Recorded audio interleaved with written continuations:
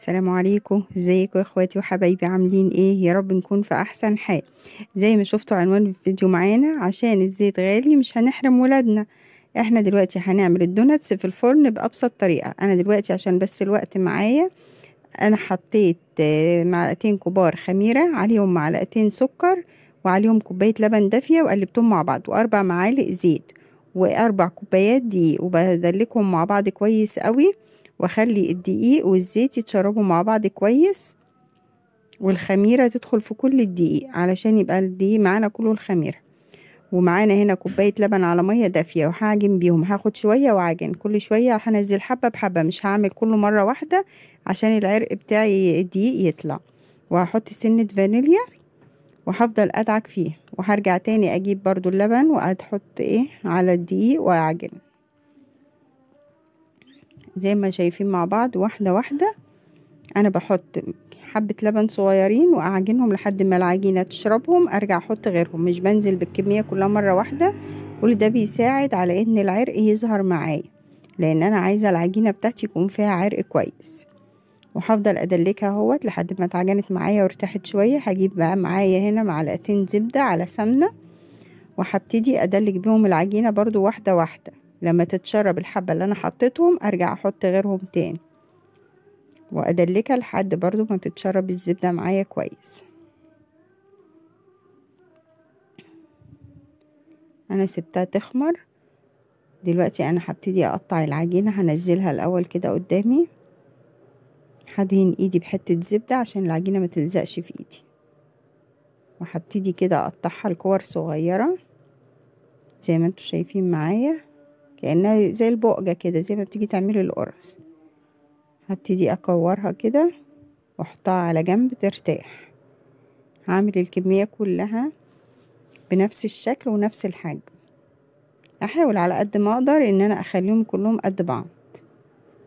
هو طبعا مش هتفرق، لان احنا بنعمل حاجة لبيتنا ولولادنا، مش بنعملها يعني كتسويق وميزان وكلام من ده. احنا دلوقتي بنعمل حاجة نفرح بيها ولادنا وتكون اقتصادية. زي ما انتوا شايفين انا محطتش بيض، هو يا دوبك الخميرة والاربع معالق زيت وشوية اللبن على مية والدقيق ومعلقتين زبدة، مش كتير. هبتدي اخد كل واحدة عملتها هفردها كأني ببططها كده، واروح جاي مكوراها تاني. كل ده ليه؟ عشان يديني طبقات جوه وهوا جوه العجينة اهوت. بالدور هاخدهم واحدة واحدة.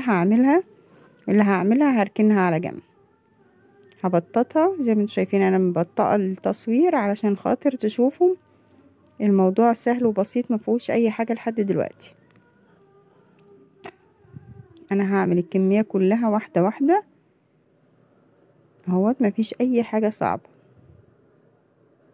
وهبتدي اقفلها تاني على بعضها. كل ده بيدي توريقة للعجينة من جوه وهوا، يخليها تبقى هشة زي عيش الكايزر كده. معلش، عفوا. اهوت. هبتدي بقى اطبقها تاني عشان تديني زي ما قلت التوريقة والطبقات اللي بتبقى جوه الدوناتس، الهوا اللي بيبقى جواه.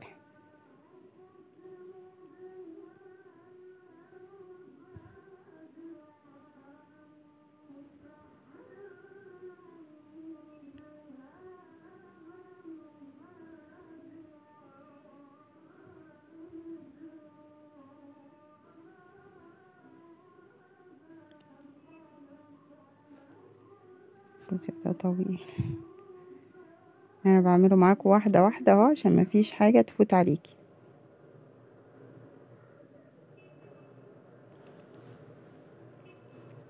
انا خلصت الكمية كلها. هبتدي بقى اشكل الشكل اللي هو الدوناتس اللي احنا عارفينه اهو. هبتدي ابططها خفيف بقى، مش زي المرة الاولانية، لا دي انا يدوب بس هريحها كده، بس لتحت شوية، مش هبططها جامد ومش هخرج الهوا منها جامد. انا هبطئها كده بالراحة كده. وهجيب اي قطاعة من بتاعة الدوناتس، لو انا ما عنديش قطاعة دوناتس هجيب اي حاجة. انا دلوقتي هتشوفوا انا معايا دلوقتي غطا بتاع علبة الدواء بسيط، يعني حاجة بسيطة من بيتك، مش محتاجة ان انتي تشتري يعني القطاعة بتاعة الدوناتس. فاحنا دلوقتي انا بتصرف، مش عارفة اعمل هوقف نفسي، لا جبت الغطا ده بتاع الدواء معياري عادي. انا دهنته من حرفه كده بحتة زبدة عشان العجينة ما تلزقش فيه. وهبتدي اعمل شكل الدوناتس اللي احنا متعودين عليه. هبتدي اقطع الجزء اللي في النص كده واحاول اخرجه بالراحة. هحاول معاكم.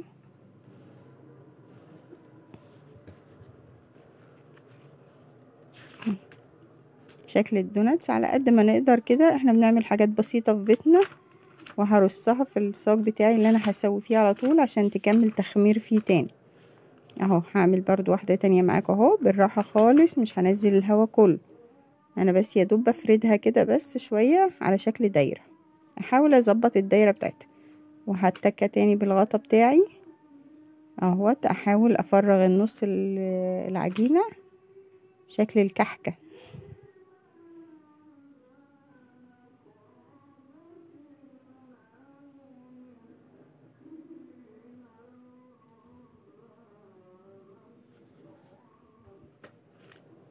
اهو بسويها بايديا بالراحة، تكة جامد عليها عشان تطلع معايا بكل سهولة.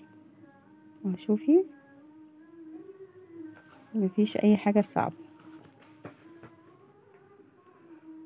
الكور الصغيرة اللي بتطلع من النص دي بشيلها على جنب، ممكن اسويها على نفس الحجم بتاعها دوت، وممكن انا هعجنها تاني مع بعض واعملها عشان يبقى كل واخد سوا بعض. اهو مفيش حاجة صعبة خالص، مع بعض زي ما انتوا شايفين واحدة واحدة اهوت. وبطلع الغطا من النص بتطلع بكل سهولة معايا.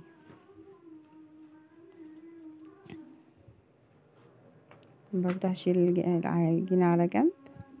هعمل امور بسيطة خالص وان شاء الله هتعملي انجح دوناتس. انا كده خلصت الكمية كلها اهوت، والقطع الصغيرة اللي فضلت معايا همت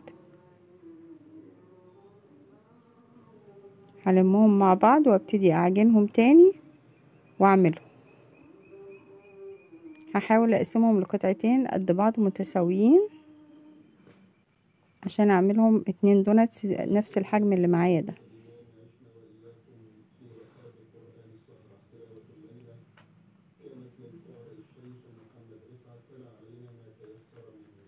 اهو اللي انا هعملها هسيبها ترتاح شوية عبال ما اشكل التانية، عشان ما اشكلهاش على طول وهي لسه يدوبك كده معجونة ما يبقاش فيها هوا. يعني هي دلوقتي يعتبر الهوا خرج منها لانها اتعملت مرتين. فانا اهوت كورت الجزء التاني الاخر اهوت، هسيبه. هاخد بقى الاولانية ابتدي هي افردها واشكلها برضو بالغطا بتاعي شكل الدوناتس.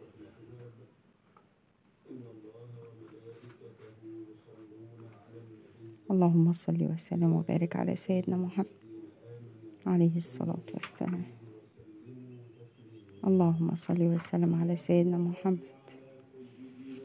اهوت ديت هي هتبقى قطعة واحدة او القطعتين بس الاخر دول هسيبهم بقى زي ما هما كده، لان هتفضلي الى ما لا نهاية، هتفضلي تعجنيهم وتقطعي يطلع لك حتة من النص تفضلي ترجعي تاني تلميها. فكده خلاص احنا خلاص الامور كده يعني ايه الحمد لله لحد كده. فهم فاضل يا دوب قطعتين صغيرين هسيبهم بقى ايه لو هم استووا قبل التانيين هبتدي اخرجهم، لان انا هدخلهم النار فكل شويه هطلع الصاج واعمل. بس انا لازم دلوقتي هسيبهم يرتاحوا تاني مطرح ما انا بططتهم وقطعت العجين. انا سبتهم اهمت لما ارتاحوا وبدات الخمر يطلع باين فيهم تاني اهوت. هدهنهم بالراحه خالص باللبن. طبعا احنا مستبعدين البيض، احنا عايزين نوفر، بس طبعا لو حد حابب يدهنها ويدهن الوش بالبيض مفيش مشكله. بس انا اخدت شويه لبن عادي حليب ودهنت بيه الوش. هدهن الوش كله بتاعهم بالراحه كده عشان الهواء ما يخرجش منهم، عشان ما يطلعوش ناشفين ويطلعوا في نفس الوقت مدين لون كده محمر شويه. هو انا طبعا مش فارق معايا لون الوش قوي لان كده كده انا هغطيه بالشوكولاته. فانا كده هدهنهم كلهم وهسخن الفرن علشان هو ما ينفعش العجين يدخل على فرن بارد، لازم يكون الفرن سخن من قبليها. اهمت انا بعد ما استوم انا ما سبت لكم حبه من غير تزيين وحبه زينتهم كده بالصوص الشوكولاته اللي انا عملته. صوص بسيط خالص ما فيهوش اي حاجه، طبعا عشان سعر الشوكولاتة الخام غالي، فانا حتى عملتها تزيين بسيط شوكولاتة وبعض قطع الفراولة ومعاهم شوية بشر، حاجة بسيطة خالص موجودة في بيتك. بتضربي صوص الشوكولاتة ده زي اللي هو بتاع الشاتو، بتاع الكيكة شاتو، بتحطي كاكاو خام عليه شوية لبن وشوية زيت وشوية سكر وفانيليا، وتضربيهم في الخلاط لحد ما يتقل معاكي ويبقى السمك بالمنظر ده. ده طبعا للاكل في البيت، يعني مش هينفع تحطيه في اللانش بوكس للولاد لان هيبقى سايح منهم الشوكولاته. لو انت هتحطيه لللانش بوكس، ابتدي هاتي بقى شوكولاته خام وسيحيها وحطي الدوناتس فيها كده معاكي وزينيها زي ما انت عايزه لاطفالك. لكن انا بالنسبه لي انا عملتها في البيت بالصوص ده علشان احنا هناكلها دلوقتي في البيت، مش هناخدها معانا المدرسه. ويا رب يا رب كل وصفاتي تعجبكم، وبألف هنا وشفا على قلوبكم. بسيط وسهل وما اخدش حاجه، وعملناه في ساعتها ما اخدش وقت معانا خالص، وطلعت النتيجه جميله وروعه. وبألف هنا وشفا على قلوبكم. اتفضلوا معانا وما تنسوش تشجعوني وتشتركوا في القناه. بشكركم، وكل سنة وانتم طيبين، ويا رب كل وصفاتي تعجبكم.